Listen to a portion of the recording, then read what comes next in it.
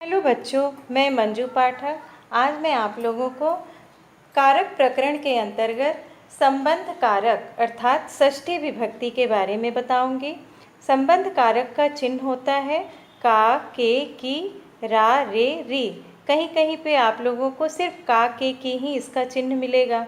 रा, रे, री लिखने का अर्थ मेरा ये है, तात्पर्य कि जैसे मेरा, तुम्हारा, मेरे, तुम्हारे, मेरी, तुम्हारी, इस तरह से रारेरी भी इसके चिन्ह में कहीं कहीं पे आप लोगों को बुक में मिलेगा। तो इसका सामान्य परिचय, सामान्य प्रयोग जो होता है संबंध कारक का, वो होता है संबंधे षष्ठी, अर्थात संबंध में षष्ठी विभक्ति होती है। जैसे रामस्य गृहम, यहाँ पे राम का संबंध इस घर से है, तो यहाँ पे राम में षष्ठी विभक्ति का प्रयोग हुआ है। मम पुत्र, मेरा पुत्र, अर्थात इस पुत्र से मेरा संबंध है, तो यहाँ पर षष्ठी विभक्ति का प्रयोग हुआ है। इसका अगला नियम है कर्तृ कर्मणोः कृति, अर्थात कृत प्रत्ययांत यानी घय, इक्तिन, अन, त्रिच आदि प्रत्यय, जो कृत प्रत्यय होते हैं, उन शब्दों के योग में कर्ता और कर्म में षष्ठी विभक्ति होती है। जैसे उदाहरण देखते हैं, अन्नस्य पाकः, यहाँ घय प्रत्यय लगा हुआ है, तो यहाँ कर्म में षष्ठी विभक्ति है। घटस्य कर्ता, अर्थात यहाँ त्रिच प्रत्यय है, तो यहाँ पे कर्म में षष्ठी विभक्ति का प्रयोग हुआ है, जिसे हम कर्मणि षष्ठी कह सकते हैं। अगला उदाहरण, तौ गतिः, यहाँ इक्तिन प्रत्यय का प्रयोग हुआ है, तो कर्ता में षष्ठी विभक्ति है। रामस्य गमनम, यहाँ अन या ल्युट प्रत्यय का प्रयोग हुआ है, तो यहाँ पे कर्ता में राम में षष्ठी विभक्ति है, कर्तरी षष्ठी से कह सकते हैं। अगला नियम है उभय प्राप्तो कर्मणि, अर्थात उभय का अर्थ दोनों होता है, दोनों तरफ। जब कृत प्रत्यय के योग में एक साथ कर्ता और कर्म में षष्ठी का प्रश्न उपस्थित हो, कर्ता और कर्म दोनों में, तो केवल कर्म ही करना चाहिए, अर्थात केवल कर्म में ही षष्ठी विभक्ति रखनी चाहिए। जैसे दुग्धस्य पानम शिशुना, यहाँ पे कृत प्रत्यय है, तो यहाँ पर कर्म में षष्ठी विभक्ति का प्रयोग हुआ है। अगला नियम है कृत्यानाम कर्तरि वा, अर्थात कृत प्रत्ययांत शब्दों के योग में कर्ता में विकल्प से षष्ठी विभक्ति होती है, अर्थात यहाँ पे हम षष्ठी विभक्ति को विकल्प के रूप में प्रयोग कर सकते हैं। जैसे उदाहरण से समझते हैं, उसके पहले ये जान लीजिए कृत प्रत्यय कौन कौन से हैं। तो तव्य, अनियर, यत, ण्यत और क्यप, इन प्रत्ययों के अंत में।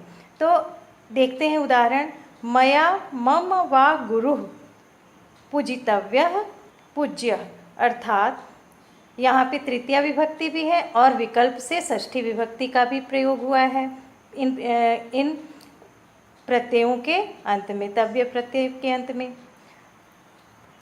अगला नियम है षष्ठी चानादरे, अर्थात जिसका अनादर करके कोई काम किया जाए उसमें सप्तमी और षष्ठी विभक्तियाँ होती हैं। जैसे रुदतः शिशोः माता जगाम, यहाँ पे षष्ठी विभक्ति का प्रयोग हुआ है, तो यहाँ पे षष्ठी विभक्ति, यहाँ पे शिशु का अनादर हो रहा है, तो उसका अनादर करके माता जो अनादर कर रही है, तो शिशु में यहाँ षष्ठी विभक्ति है। उसी तरह से रुदती शिशो माता जगाम, अर्थात यहाँ सप्तमी विभक्ति है, यहाँ पर भी हम शिशु का अनादर कर रही है माता, तो यहाँ सप्तमी विभक्ति या षष्ठी विभक्ति, दोनों में से हम किसी एक का प्रयोग कर सकते हैं। अगला नियम है विवक्षया षष्ठी, अर्थात वक्ता की इच्छा के अनुसार, वक्ता यानी बोलने वाला, उसकी इच्छा अनुसार कभी कभी अन्य विभक्तियों में भी षष्ठी विभक्ति हो जाती है। जैसे तावत भयस्य भेतव्यम, अर्थात यहाँ भी धातु है, भी धातु के योग में पंचमी विभक्ति का प्रयोग होना चाहिए था, लेकिन यहाँ पे वक्ता ने बोलते बोलते षष्ठी विभक्ति का प्रयोग कर दिया है, तो इस तरह से ये नियम है विवक्षया षष्ठी। अगला नियम है अक्तस्य च वर्तमाने, अर्थात वर्तमान काल में जब अक्त का प्रयोग होता है तब कर्ता में षष्ठी विभक्ति होती है। जैसे विद्वान सताम पूजितः, यहाँ पे अक्त प्रत्यय लगा हुआ है तो कर्ता में यहाँ पर षष्ठी विभक्ति का प्रयोग हुआ है।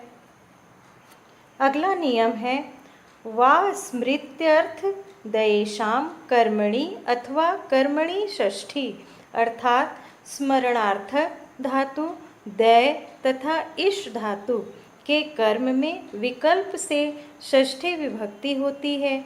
जैसे उदाहरण से देखते हैं, विष्णु विष्णु वा स्मरति, यहाँ स्मरणार्थक धातु है तो यहाँ पर षष्ठी विभक्ति या द्वितीय विभक्ति, तो षष्ठी विभक्ति का भी हम प्रयोग कर सकते हैं विकल्प के रूप में। दीनस्य दयते वा दीनम दयते, यहाँ पर दय धातु के योग में हमने षष्ठी विभक्ति का भी प्रयोग किया है, द्वितीय का भी किया है। गुरु शिष्यस्य शिष्यम वा इष्टे, यहाँ पर इष्ट धातु के योग में शिष्य में षष्ठी विभक्ति या द्वितीय विभक्ति का भी प्रयोग हुआ है। तो कहने का अर्थ ये है कि इन धातुओं के योग में हम विकल्प से षष्ठी विभक्ति का प्रयोग कर सकते हैं। अगला नियम है तृप्त्यर्थानाम विभाषा अथवा करणे षष्ठी, अर्थात तृप्त्यर्थक धातु के करण कारक में विकल्प से षष्ठी विभक्ति होती है। जैसे नाग्नि तृप्यति काष्ठानाम वा काष्ठै, तो यहाँ पर हमने विकल्प के रूप में षष्ठी विभक्ति का प्रयोग किया है।